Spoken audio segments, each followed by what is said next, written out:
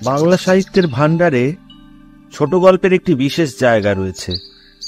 আমার প্রিয় কিছু ছোট গল্প নিয়ে আমি রাজর্ষি, আর আপনারা শুনছেন রাজর্ষি উবাচ। আজকে শোনাবো সুচিত্রা ভট্টাচার্যর গল্প মৃত্যুকাম।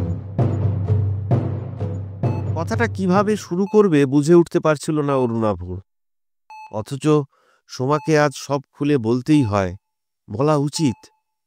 কতদিন আর ছলনা দিয়ে ঢেকে রাখা যায় সত্যকে? অরুণাভ আসার সঙ্গে সঙ্গে নার্স মেয়েটি বেরিয়ে গেছে ঘর থেকে। যাওয়ার সময় 3 দিকের আভূমিলম্বিত দুধ সাদা ভারী পর্দায় ঢেকে দিয়ে গেছে চতুর্দিক। ছোট্ট খুপড়িটুকু জুড়ে এখন শেষ বিকেলের আলো ছায়া। ওষুধ আর লাইজলের তীব্র গন্ধে কেমন যেন মৃত্যু বিষাদ। ঝিমঝিম সেই বিষাদে নিজেকে মুড়ে এক প্রতিমা হয়ে নিশ্চুপ বসে আছে সোমা, চোখ বুজে, পিঠের পিছনে উঁচু বালিশ দুটোতে ঠেসান দিয়ে। মাত্র 5 দিনেই সোমা কি ভীষণ রোগা হয়ে গেছে, রক্তহীন, ফ্যাকাশে। নার্সিংহোমের ঢলঢলে সাদা অ্যাপ্রনে, আঁটো বাঁধা 2 বিনুনিতে সম্পূর্ণ আভরণহীন সোমা যেন ঠিক সোমা নেই। সে এখন এক চিররুগ্ন শীর্ণ বালিকা। তার কোমর অবধি সাদা চাদর টানা, সাদা বিছানা, সাদা বালিশ, সর্বত্র বড় অসহ্য শুভ্রতা। অরুণাভর গা ছমছম করে উঠল। এক লাফে উঠে গিয়ে মাথার দিকের বন্ধ জানলাটা খুলে দিয়েছে হাট করে। আলো আসুক, একটু একটু বাইরের আলো আসুক ঘরে। চকিত আলোর ঝাপটায় সোমাও চোখ খুলেছে। অরুণাভ জানলার পর্দাটাও সরিয়ে দিল। এই জানলাটা এরা সবসময় বন্ধ রাখে কেন? রুগীর ঘর, এখানে তো একটু আলো বাতাস খেলা দরকার। সোমার ঠোঁটে ফিকে হাসি। এসি চলে যে, মাঝে মাঝে তো এসি বন্ধও থাকে। শীতের শুরুতে এভাবে জোরে ফ্যান না চালিয়ে সিস্টারকে তো বলতে পারো জানলা খুলে দিতে। দেয় তো, কচু দেয়। দিলে এমন মরা থাকে কি করে ঘরটা স্যাঁতস্যাঁতে? হাসপাতাল, নার্সিংহোম এরকমই হয়। সোমার ঠোঁটে হাসিটুকু ঝুলে আছে। আর ভেবে কি হবে, আজই তো শেষ। কাল বাড়ি গেলে সব সময় নয় দরজা জানলা খুলে রেখো। অরুণাভ সামান্য থমকালো।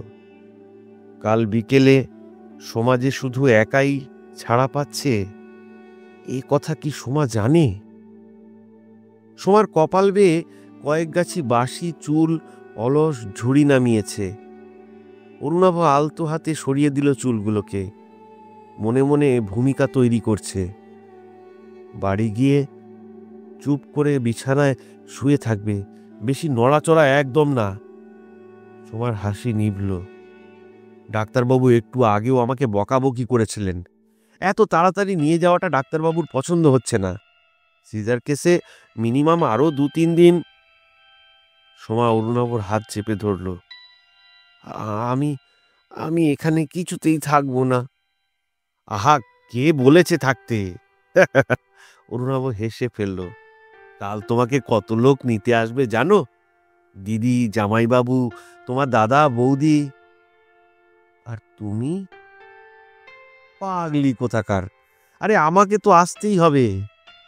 বলতে গিয়ে অরুণাভর বুকটা ধক করে উঠেছে। শুধু আজ কেন, আরো কতদিন যে আসতে হবে এখানে? এই কথাটাই তো সোমাকে জানানো দরকার, এক্ষুনি জানানো দরকার। অরুণাভ ছোট্ট টুলটা খাটের আরো কাছে টেনে নিল। সোমার হাত ছুঁয়ে মিনিট খানেক বসে রইল চুপচাপ। তারপর খুব নিচু স্বরে শুরু করেছে। সোমা, তোমাকে একটা কথা বলার ছিল। কথা দাও, শুনে তুমি একটুও কান্নাকাটি করবে না। সোমা চোখ বন্ধ করে অন্যদিকে মুখ ঘোরালো। তুমি কি বলবে আমি জানি। জানো? কি জানো? তোমরা সকলে আমাকে মিথ্যে কথা বলেছ। সোমার গলা দুলছে। বাচ্চাটা পেট থেকেই মরা বেরিয়েছিল। না! চিৎকার করে উঠতে গিয়েও অরুণাভ অনেক কষ্টে সামলে নিল নিজেকে। বিড়বিড় করে বলল, তুমি তুমি কিচ্ছু জানো না। বাজে কথা। তুমি মিথ্যে আমাকে ভোলাতে চাইছো। বন্ধ চোখের কোল বেয়ে অসাড়ে অশ্রু ঝরছে সোমার। কান্নায় গলা বুজে গেল।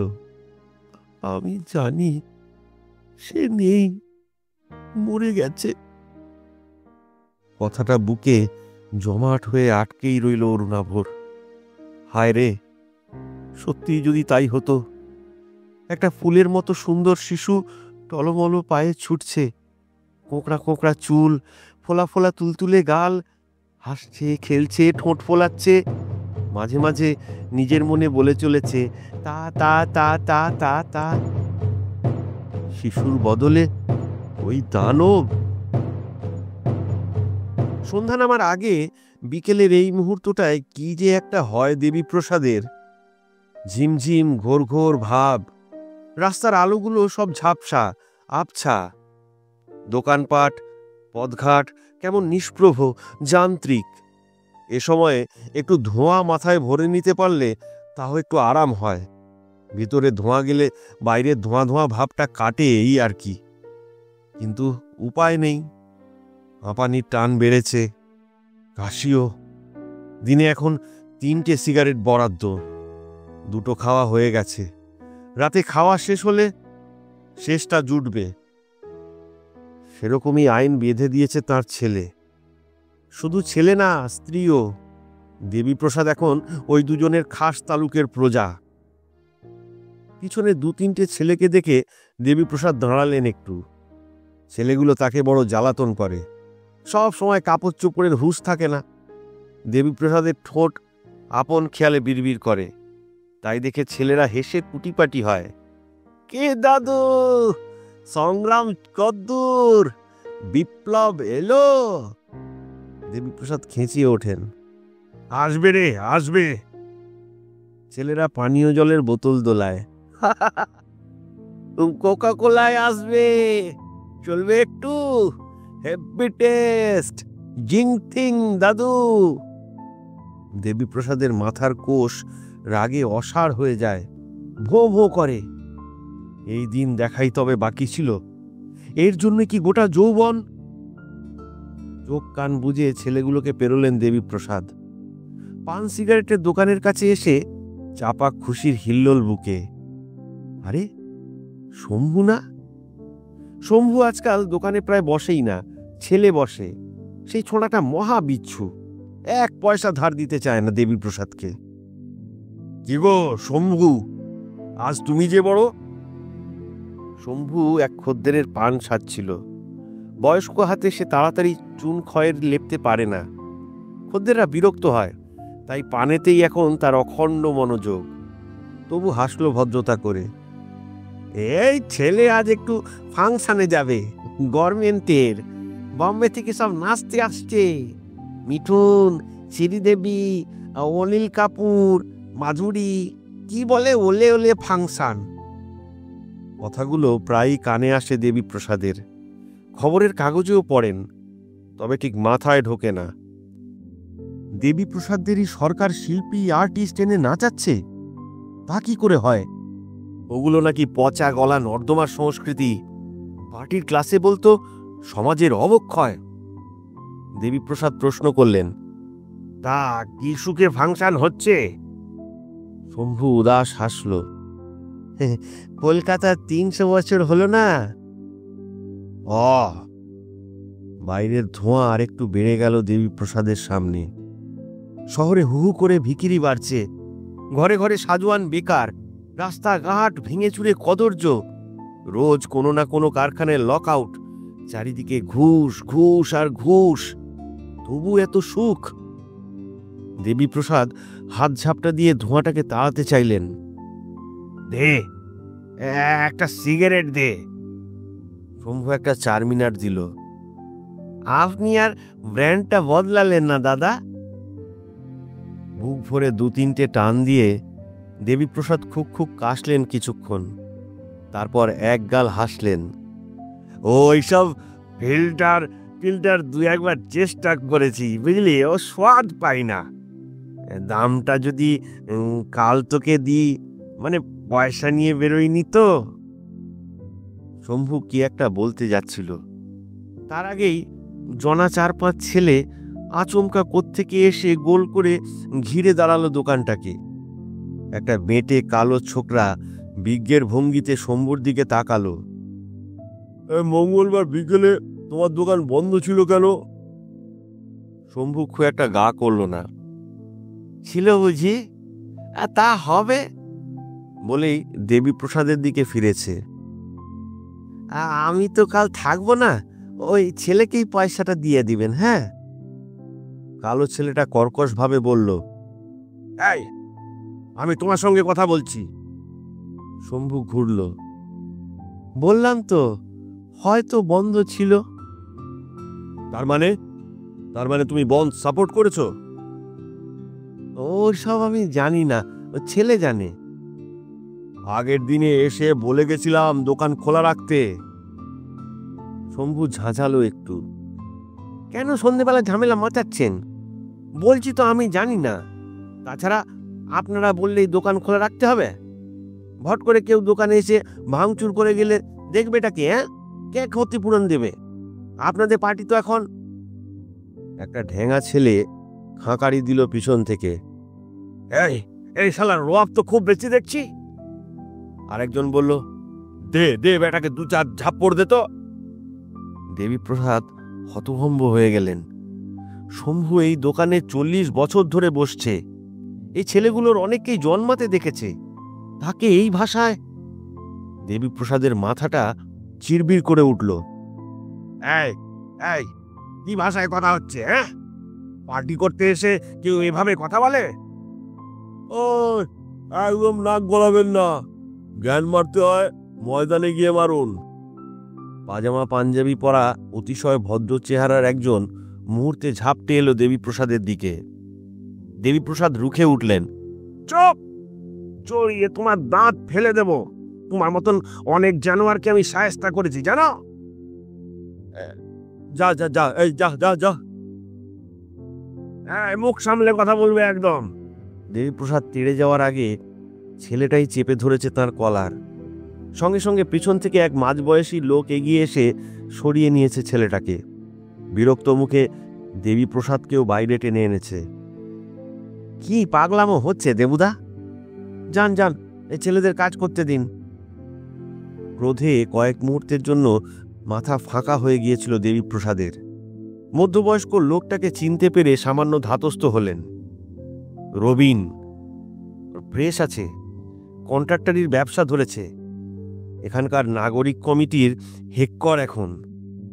72 সালে যখন তিনি কুকুরের মতো পালিয়ে বেড়াচ্ছেন এক আশ্রয় থেকে আরেক আশ্রয়ে, তখন এই লোকটা পার্টির ছায়াও মানাতো না কোনো দিন। আর এখন কত বড় দাদা! দেবীপ্রসাদ খেঁকিয়ে উঠলেন। তুমি পেছন থেকে এসব করাচ্ছ? হ্যাঁ? রবিন আলগা হাত রাখলো দেবীপ্রসাদের পিঠে। জনগণের স্বার্থে একটু অ্যাডজাস্ট করতে হয় দেবুদা। মানে তোমাদের পার্টির জন্য শম্ভুর স্যাক্রিফাইস জানো? তোমাদের মিটিংয়ে যেত বলে একসময় ওর দোকান পুড়িয়ে ছাই করে দেওয়া হয়েছিল।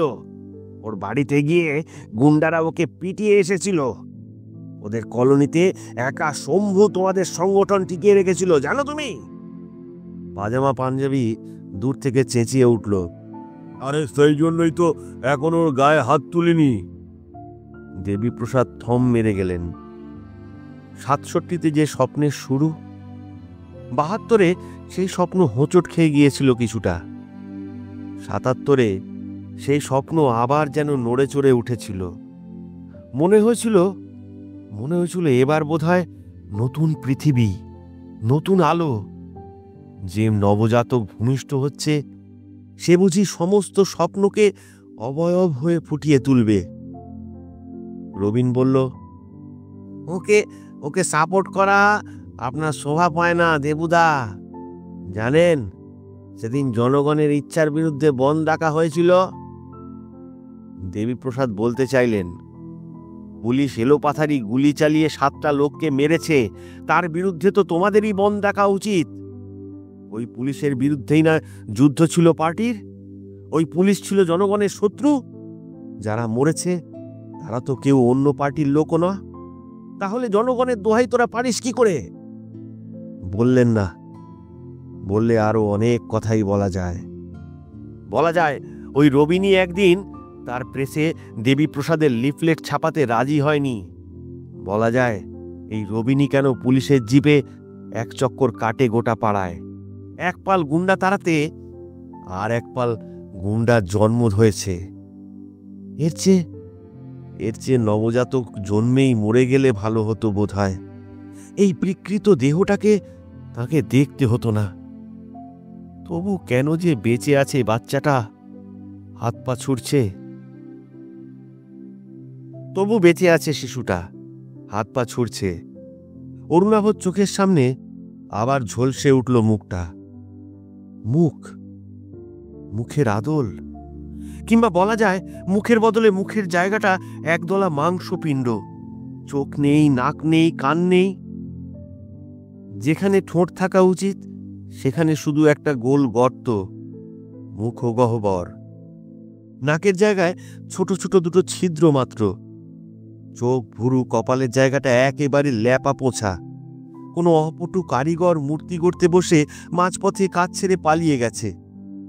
এমন অঙ্গহীন হয়ে কি করে বেঁচে থাকে একটা মানুষ? ডাক্তারের টেপ রেকর্ড বাজছে আবার। সরি মিস্টার মিত্র, আমি আপনাদের জন্য সত্যি খুব দুঃখিত। অরুণাভ প্রাণপণে নিজেকে সংযত রাখার চেষ্টা করল। এতবার করে সরি কখন বলে মানুষ? প্রকৃত অনুশোচনা থেকে, না নিছকই সান্ত্বনা? কাঁচের টেবিলে রঙিন পেপারওয়েটটাকে এবার লাট্টুর মতো ঘোরাচ্ছে ডাক্তার। এটা সত্যি একটা শিওর ব্যাড লাক আপনাদের, ইভেন আমারও। উনি একটু সুস্থ হয়ে উঠলেই ভালো করে চেক আপ করতে হবে।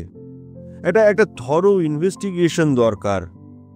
মনে হয় ওর প্রাইমারি স্টেজের জন্ডিসটাই। আচ্ছা, পরের দিকে আর তো আল্ট্রাসাউন্ডও করা হয়নি বলছিলেন, তাই না?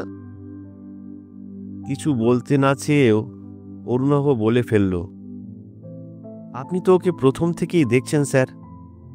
আপনি তো বলেছিলেন আর কোনো ক্লিনিক্যাল টেস্টের প্রয়োজনই নেই। ডাক্তারের মুখে এতক্ষণে মৃদু অস্বস্তির ছায়া। কোনো সময়ই তো মনে হয়নি বেবির গ্রোথটাই বন্ধ হয়ে গেছে। কার দোষে এটা হলো স্যার? সোমার, আমার, না আপনার? এটা কি আপনারই চূড়ান্ত অবহেলা বলা যায় না? অরুণাভ বলতে গিয়েও এবার গিলে নিল কথাগুলোকে।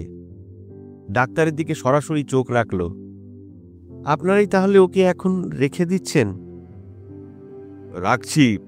রাখতেই হবে, অন্তত যতদিন আছে ততদিন তো বটেই। ডাক্তারের প্রশস্ত যশস্বী কপালে ভাঁজ পড়েছে। একটু আগেও দেখে এলাম। স্ট্রেঞ্জ, ওরকম একটা অ্যাবনর্মাল বেবির হার্ট কি স্ট্রং, লাংস দুটো সবই ঠিক ছিল, শুধু বাইরেটাই। নতুন করে নিঃশ্বাস বন্ধ হয়ে এলো অরুণাভর। আচ্ছা, আরো কতদিন এভাবে বেঁচে থাকবে স্যার? না, তা বলা যাচ্ছে না। একদিন হতে পারে, দুদিন হতে পারে, আর 7 দিনও হয়ে যেতে পারে। অরুণাভর গলা ঘর। আপনি কিন্তু স্যার বলেছিলেন 2-4 দিনের বেশি বাঁচবে না। আজ নিয়ে 10 দিন হয়ে গেল। রাইট, এ ধরনের অ্যাবনর্মাল বেবি 2-4 দিনের বেশি বাঁচার কথা নয়, বাঁচেও না। কিন্তু থেকে গেলে কি করা যাবে বলুন? একটা মানুষ যদি পুরোপুরি মানুষ না হয় তবে সে বাঁচবে কোন অধিকারে? অরুণাভ ক্রমশ অধৈর্য হয়ে উঠছিল। কিন্তু এই মুহূর্তে এই প্রশ্ন আর করা যায় না ডাক্তারকে। করলেও সঠিক উত্তর পাওয়া যাবে না, তা অরুণাভ জানে। অরুণাভ উঠে দাঁড়ালো। তাহলে আজ আসি স্যার। আসবেন, রেগুলার এসে খবরটা নিয়ে যাবেন।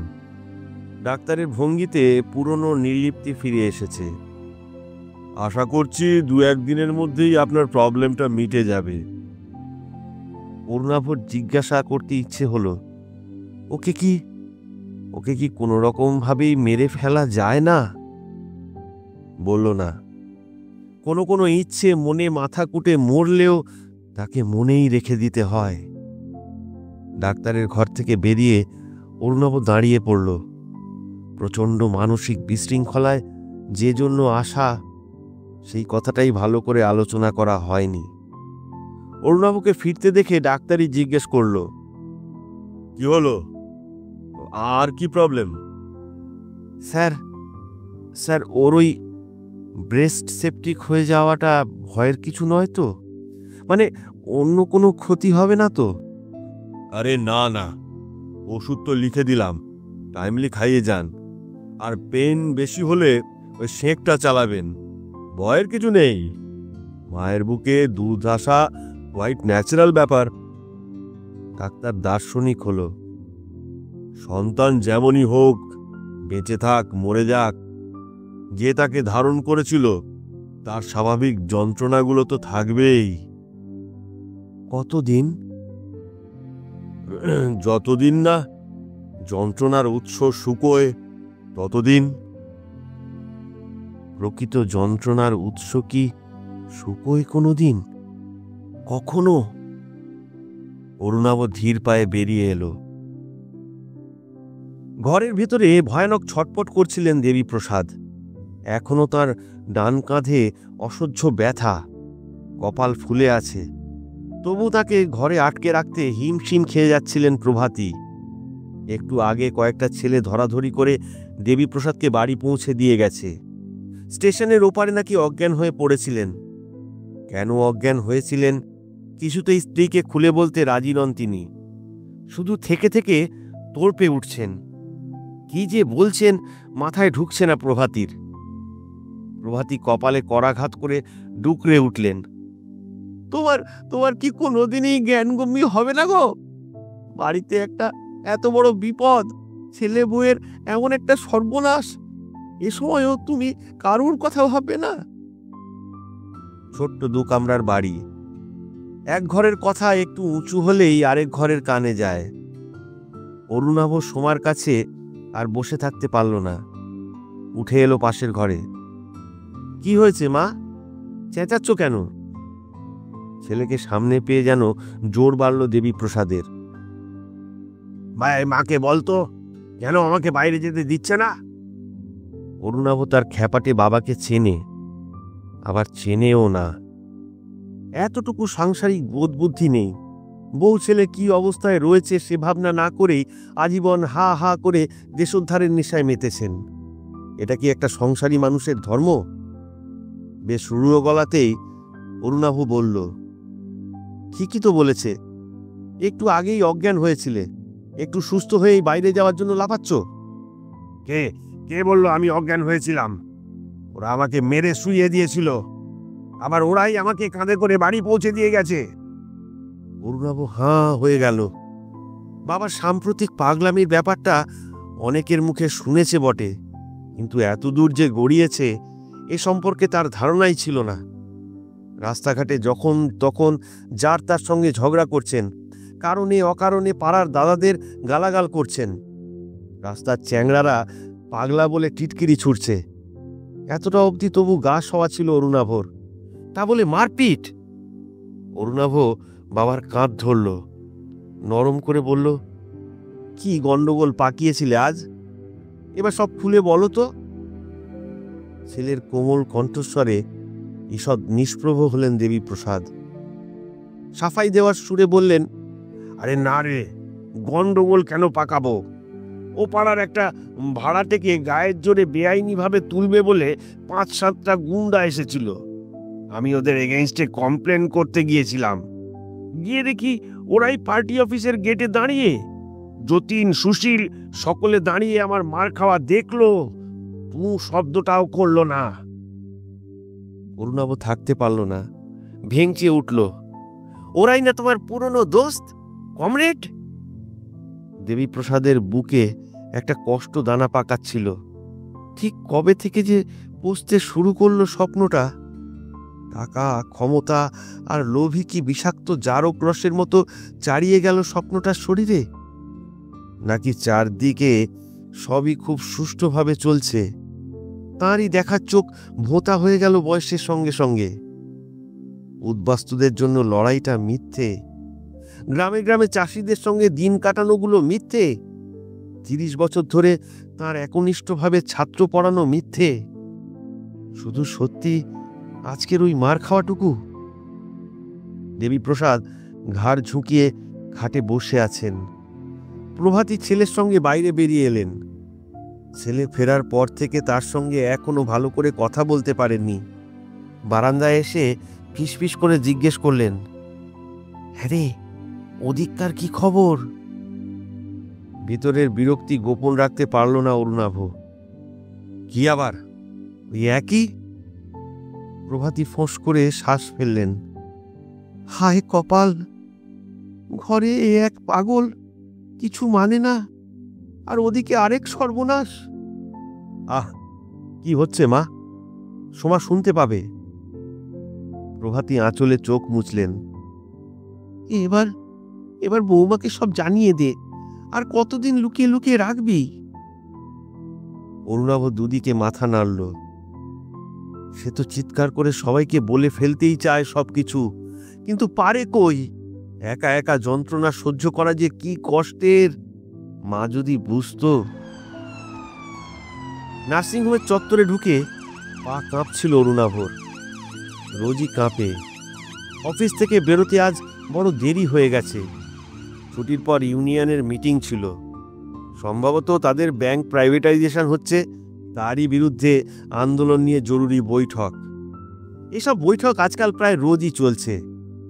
সে প্রায়শই থাকে না, কিন্তু আজ কিছুতেই এড়াতে পারেনি। বলতে পারেনি দুপুর পেরোলেই তার মাথায় একটা কাঠঠোকরা গর্ত করতে থাকে। বেঁচে আছে কি এখনো? আছে কি? অরুণাভ প্রত্যাশা নিয়ে ডাকল, সিস্টার, সিস্টার, আমি এসেছিলাম। মাথায় সাদা ঝুঁটি বাঁধা নার্স মহিলার স্বর অন্যদিনের মতোই নির্বিকার। আপনার কোনো খবর নেই? অবস্থা একই রকম, নর্মাল। নর্মাল মানে? মানে আর কি, আছে, হাত পা ছুটছে। অরুণাভ কথাটাতে ধাক্কা খেল যেন। যার হাত পা নেই সে হাত পা ছড়ে কি করে? নাকি শরীরের যেখানে হাত পা থাকা উচিত সেই জায়গাগুলো নাড়াচাড়া করলেই? অরুণাভর গলা কেঁপে গেল। কোনো ওষুধ টষুধ কিনে দেওয়ার দরকার আছে? ওষুধ আর কি হবে, আপনি শুধু বেবির বেড চার্জটা পেমেন্ট করে দিয়ে যান, লাস্ট 7 দিনের। বাক্যটুকু শেষ করেই খুটখুট শব্দ বাজিয়ে ফিরে যাচ্ছিল মহিলা। অরুণবাবু দৌড়ে গিয়ে তাকে ধরে ফেলেছে। ডাক্তারবাবু কি আজ দেখে গেছেন? হ্যাঁ, উনি সকালে এসেছিলেন। কিছু বলেছেন? মানে মানে আর কতদিন? দেখুন, স্যার তো আপনাকে বলেই দিয়েছেন, এসব কেসে কিছু বলা যায় না। বেবি আজও ফিড নিয়েছে। অরুণাভ হতাশ মুখে দাঁড়িয়ে পড়ল। তার মানে এর মধ্যে কোনো চান্স নেই? সেটা কি করে বলি বলুন? মধ্যবয়সী সেবিকার নির্বিকল্প চোখে এতক্ষণে মৃদু মায়া ফুটেছে। অরুণাভর দিকে তাকিয়ে রইল কয়েক সেকেন্ড। রুক্ষস্বর হঠাৎই কোমল।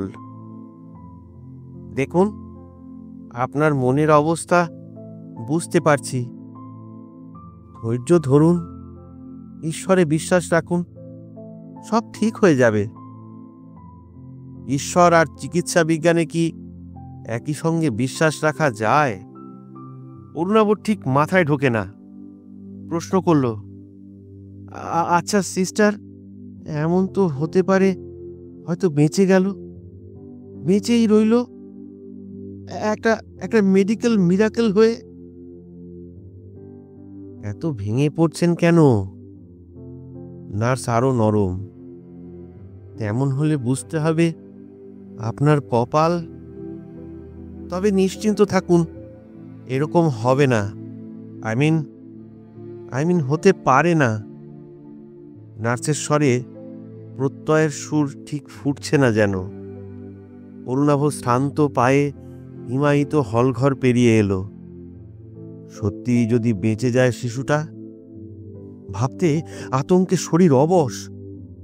সে সীমন্তের সন্ধ্যায়ও ঘাম জমছে কপালে। বাইরের করিডোরে এসে অনেকক্ষণ পর একটা সিগারেট ধরালো অরুণাভ। ধাতস্থ হওয়ার চেষ্টা করছে। একটু আগের বিকেল হুশ করে চলে গেছে কখন। হালকা মসলিনের চাদর জড়িয়ে গুটিসুটি হয়ে বসেছে নাগরিক অন্ধকার। নার্সিংহোমের বাগানে, ফুলে, ফোয়ারায় কুয়াশা ধীরে ধীরে বিছিয়ে দিচ্ছে নিজেকে। উজ্জ্বল ফ্লোরোসেন্ট ল্যাম্পের গায়ে কুয়াশার স্বর।